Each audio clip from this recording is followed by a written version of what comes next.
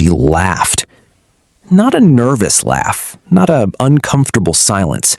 A real, full laugh. Head back, hand on her chest, eyes wet from it. My wife. Laughing at me. The day I lost my job. I sat across from her at our kitchen table, termination letter still in my hand, and she looked at me like I was the punchline to a joke she'd been waiting years to tell. I mean, honestly, she said, wiping her eye, I'm not surprised. I didn't say anything. I just folded the letter, slid it into my jacket pocket, and nodded slowly. Because what she didn't know, what nobody in her world knew, was that the building her boss drove to every single morning, the parking spot with his name on it, the glass elevator he rode to his corner office, I owned all of it.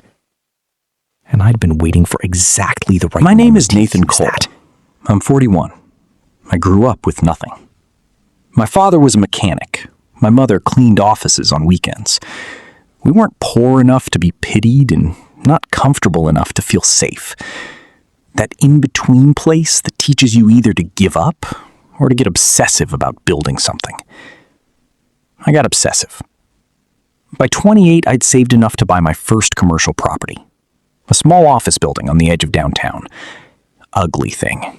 Half the units empty, pipes that knocked in winter. But it was mine. Over the next 12 years, I bought 4 more. Quietly. No press. No announcements. I used an LLC. Kept my name off the public face of things. My attorney handled the visible paperwork. I preferred it that way. I liked being underestimated. I met Rachel 6 years ago at a friend's dinner party. She was sharp, beautiful, and the kind of woman who filled every room she walked into. I fell hard. We married within 18 months. What I didn't realize was that Rachel had married an idea of me. The version that wore a good watch and took her to nice restaurants.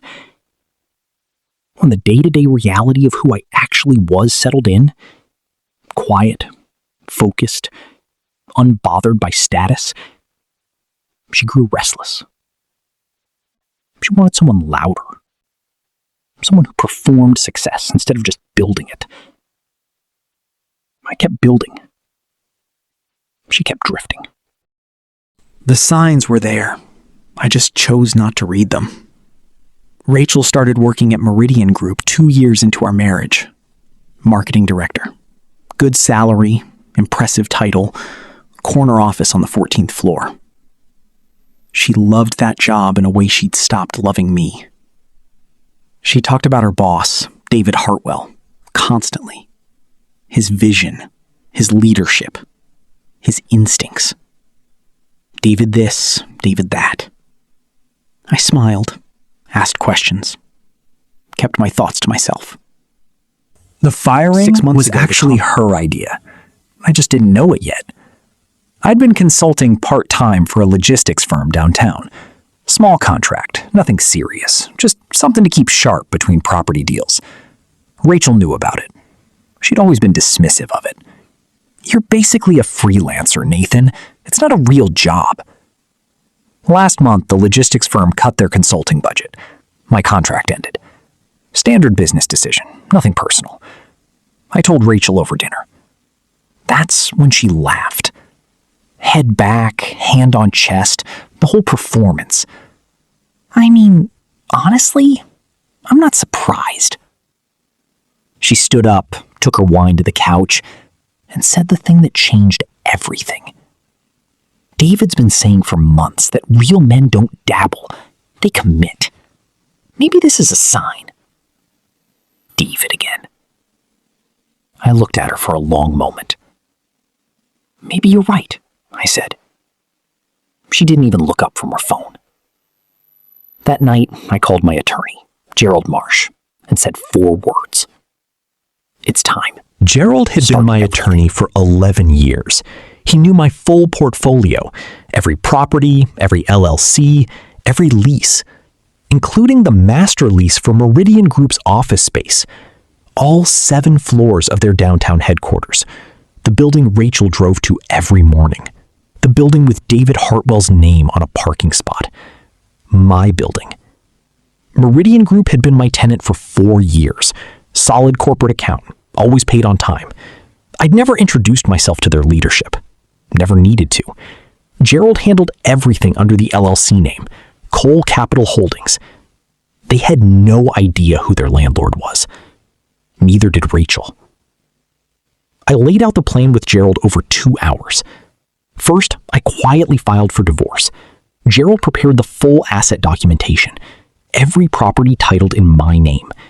Rachel and I had no joint property, no shared investments. She'd never shown interest in my business dealings. Now, that distance would work in my favor. Second, I had Gerald send Meridian Group a formal notice. Their lease renewal was due in 90 days. As their landlord, I was requesting an in-person meeting with senior leadership to discuss terms. Standard procedure, nothing alarming. I requested the meeting be scheduled for a Friday afternoon, 3 weeks from now. Third, I called the investigator back. I needed everything documented and prepared for the divorce proceedings. Every photograph, every receipt, every timestamp. Then I went home, made dinner, and asked Rachel how her day was. Productive, she said. Good, I said. We ate in silence. I smiled the whole time. I spent those 3 weeks being the perfect version of the husband Rachel always complained I wasn't. I took her to dinner twice, nice places, the kind with menus that don't list prices. I bought her flowers on a Tuesday for no reason. I listened to every story about work with full attention, nodding at David's name like it meant nothing to me. She softened, started looking at me differently. "You seem different," she said one night. "I've been thinking about what you said," I told her, "about committing. You were right." She smiled, reached across the table and squeezed my hand. It was the most dishonest moment of our marriage. And that was her doing, not mine. The Friday of the meeting arrived. Rachel left for work in a good mood, kissed me at the door. I watched her car disappear down the street. Then I put on my best suit, the dark charcoal one I'd bought in London 3 years ago and never worn. Gold cufflinks, black shoes, the watch my father left me. I looked in the mirror. Gerald met me in the lobby of the building at 1:45 p.m. We rode the elevator to the 14th floor, Rachel's floor. The receptionist greeted us warmly. "Mr. Marsh and guest? Conference room B. Mr. Hartwell is already inside." We walked past the open plan office, past Rachel's desk. She had her back to us, headphones in, focused on her screen. I kept walking. David Hartwell stood when we entered. Mid-40s. Good suit. Firm handshake. The confident posture of a man who'd never once doubted his position. "Gerald, good to see you. And you must be Nathan Cole," I said. "The owner of Cole Capital Holdings." He blinked. "Processing. Your landlord," Gerald added pleasantly, setting his briefcase on the table. Hartwell sat down slowly. "I wasn't aware that Mr. Nobody usually is," I said. "I prefer it that way." We sat. Gerald opened the folder. "We've reviewed your lease renewal," Gerald began. "Mr. Cole has decided not to offer the standard terms." Hartwell straightened. "I see. And what terms are you proposing?" I leaned forward. "A 34% rate increase, effective the 1st of next month. Or you're welcome to vacate by end of quarter." The color drained from his face. That would be significant for our operating budget." "I understand," I said calmly. "Is there any room for negotiation?" I looked at him for a long moment, at the man who'd been meeting my wife at a hotel 6 blocks from this room. "None," I said. Gerald slid the papers across the table. Hartwell stared at them. Then he looked up at me like something had shifted in his reading of the room. "Cole," he said slowly. "Nathan Cole? Rachel's husband? The one she laughed at," I said. "Yes." Silence. Total, complete silence. I stood, buttoned my jacket. You have 30 days to respond in writing. Gerald will see himself out. I walked to the door, then paused.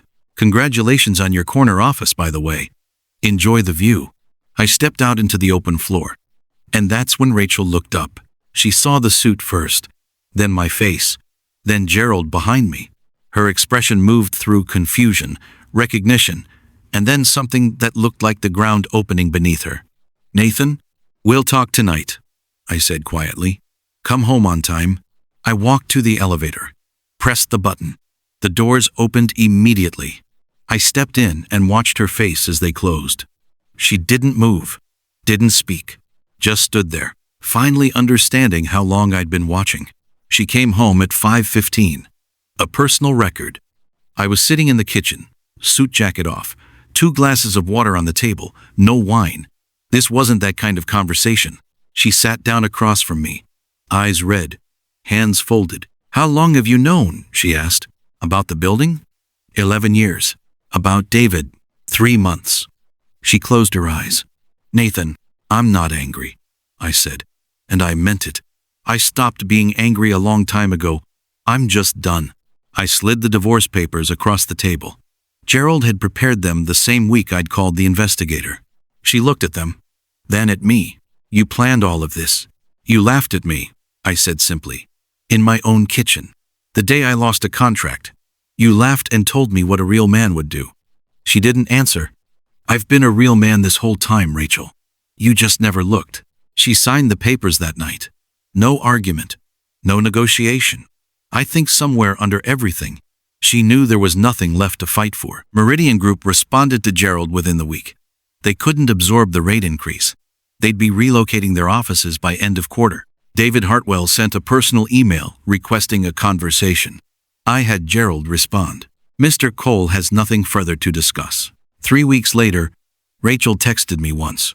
I hope you know I did love you. In the beginning. I read it, set my phone down, went back to the lease agreement I was reviewing. The divorce finalized on a Thursday morning. I signed the last document in Gerald's office, shook his hand, and drove to the oldest of my 5 buildings, the ugly one, the one with the pipes that knocked in winter.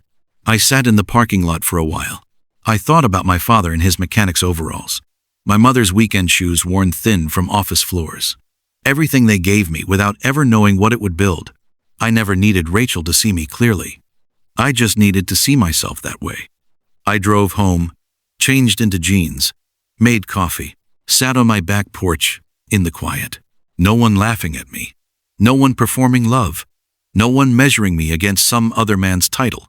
Just the sound of the morning. And everything I'd built, still standing. Exactly as it should be. That's what happens when you spend years underestimating a quiet man. We don't explode. We just wait. And then we own